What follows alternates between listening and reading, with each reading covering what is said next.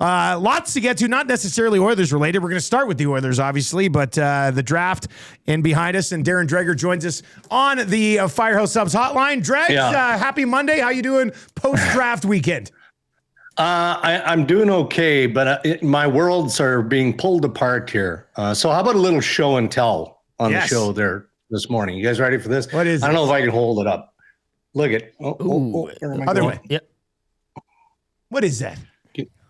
Wow, the light is like reflecting off it. That is, that's a hailstone. Whoa! Seriously?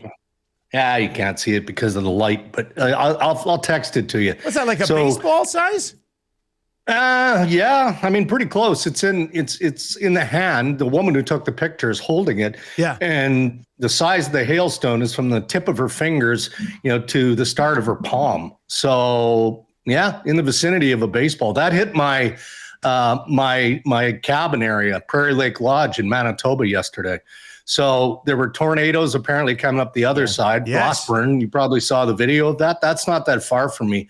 And then this crazy hailstorm that went through. I mean, the weather out there there've been biblical swings. It's like outrageous. So anyway, I was looking forward to tomatoes and cucumbers, but I don't think it's going to be there when we get there on Sunday. Yeah, it's gone. Well, we just had like the wettest June in the history of Edmonton.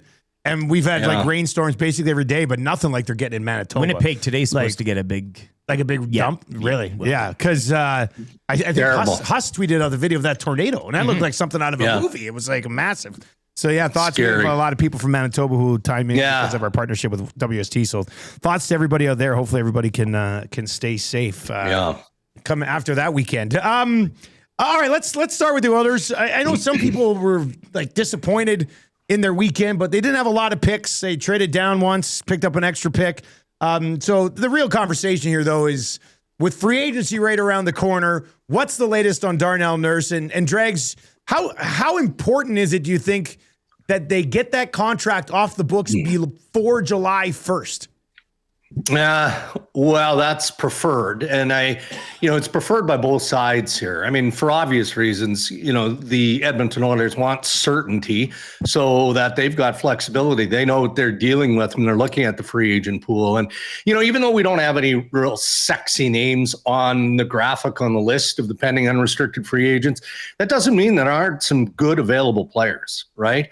And I actually think that it's a market that benefits a team like Edmonton. Now, you have to go through this process, and there are lots of teams who are eager and hungry because they're looking to improve their lineup as well. And because the crop is so thin, maybe the middle of the pack guy is going to get paid like an upper echelon player, right? Like maybe not elite level, but creeping up there because that individual, those players happen to be the best of a sketchy lot. So we'll have to see how it plays out. But I can tell you, fellas, that the frustration going into the weekend was getting pretty high in Edmonton. Yeah. And only because Stan Bowman, I believe, based on what I've been told, had worked pretty hard with the 3-team list that Darnell had submitted, and got to a place with these 3 teams. And no one is pointing fingers at these clubs. It's not an easy contract to take on. You like the player, but not at $9.2+ million per year. And I think Bowman was approaching that point certainly on Friday where he reached out to all 3 and said, okay, you gotta, or get off the pot. Like we gotta find out. And clearly those 3 teams didn't have the appetite to pull the trigger on Darnell Nurse. So what do you do then? What you do then, if you're management at Edmonton, is go back to the agent and say, look, this isn't going to fly here. It's, we've exhausted our opportunity and we just can't find that sweet spot to make a deal work. Bowman represents the Edmonton Oilers, not the best interest of Darnell Nurse. Yeah. So how do you encourage Darnell to expand that list? And I'm not so sure how they're going to do that. And maybe it's already happened. I checked, and they're trying to keep a tight lid on this, as tight as they possibly can, to avoid more of a circus.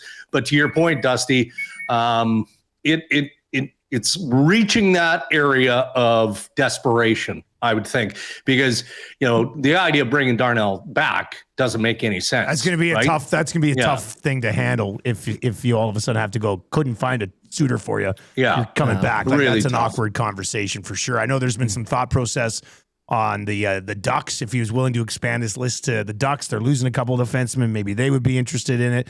I'm not sure if he'd be willing to do that, but I think it is safe to say that.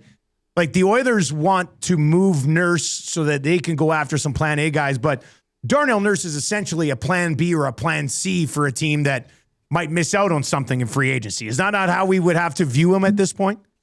I think so. And every other day there's another defenseman that seemingly hits the market. Yeah. Like, Darnell Nurse isn't in the same conversation as Zach Werenski, obviously. But you've got the John Carlson trade. His rights go to Carolina.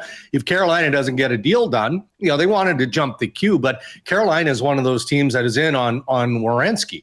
So Carlson is probably their plan B. And if he goes to free agency, well, then you look at what possibilities might exist around the league. Tampa Bay made the move to send Darren Radish to the Toronto Maple Leafs. Well, they did that because they believed that there was a cheaper version of Darren Radish available to them, whether it's John Carlson or someone else. Morgan Riley submitted his list of 4 teams, West-based, but it also sounds that, at least in Morgan's case, there's a little bit more flexibility. So go down the list from all these potential players in play. Dallas is looking at Zach Werenski, and there's a sense that maybe they're willing to use Thomas Harley as, a chip if you're getting into that conversation. So the market isn't as weak with available defensemen as maybe it was at the time Darnell Nurse submitted that 3-team list, right? So unfortunately for him, unless somebody comes out of the woodwork, he's probably stuck somewhere in the middle or lower end of that trade conversation. Just to the draft weekend as a whole, Sharks, they keep 2, Stenberg 2, Veerhoff 9. Tidy work there. Do they come out the best, I guess, organization-wise? I know there were a few deals, Dora Fave, Rangers, and things such as that, but do you like the Sharks work the most? Up there for sure. I look at Buffalo too, though, here, guys. And the lead up, the trades that Buffalo made in sending Tuck out, and obviously the Bo Byram trade where Jarmo Kekalainen acquired the 4th pick overall.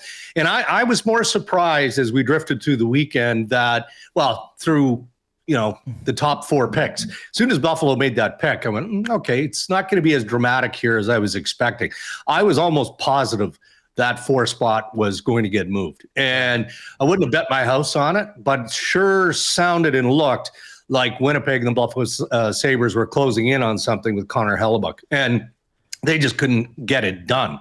So every year we, leading up to the draft, talk about, hey, is the 1st pick overall actually in play? Okay, what about 2? What about 3? You go through the top 10 picks.